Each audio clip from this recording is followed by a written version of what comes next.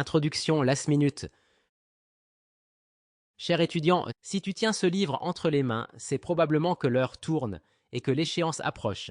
Examen, dissertation ou cette fameuse lecture imposée que tu aurais préféré éviter. Rassure-toi, je te comprends parfaitement. Quand j'étais adolescent, je trouvais les livres scolaires plus ennuyeux que de regarder de la peinture séchée. À l'époque, je préférais rêver, revivre les matchs de l'AS Roma ou simplement passer du temps avec mes amis et ma famille. Lire un livre imposé? Très peu pour moi. C'est justement pour des étudiants comme toi que j'ai imaginé cette collection. Je ne te promets pas de te transformer en passionné de littérature du jour au lendemain, mais de te donner les clés pour comprendre l'essentiel rapidement et sans stress.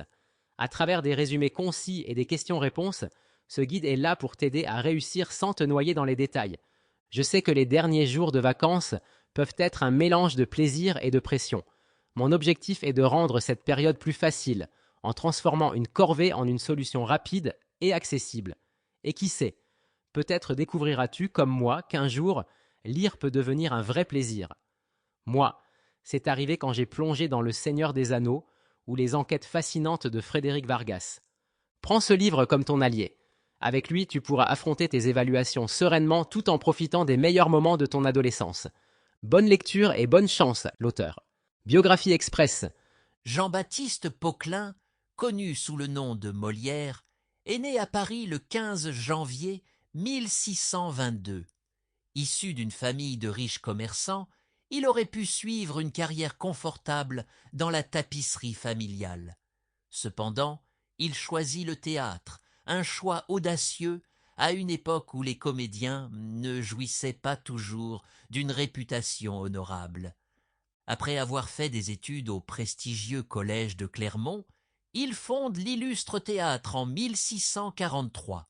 Cette aventure théâtrale initiale connaît des années difficiles, avec des dettes accablantes, qui conduisent le jeune Molière en prison pour une brève période. Cependant, résilient et passionné, il persévère dans sa vocation de dramaturge. Les représentations itinérantes à travers la France permettent à Molière de peaufiner son art, en observant et en s'inspirant directement des mœurs et caricatures de la société. Le succès vient véritablement lorsqu'il s'installe à la cour de Louis XIV, où sa troupe devient officiellement la troupe du roi. Là, Molière jouit d'une position privilégiée, lui permettant de composer des œuvres qui transforment la comédie française. Marié à Armande Béjart, également actrice dans sa troupe, il connaît une vie personnelle mouvementée qui influencera également. Sample complete. Ready to continue?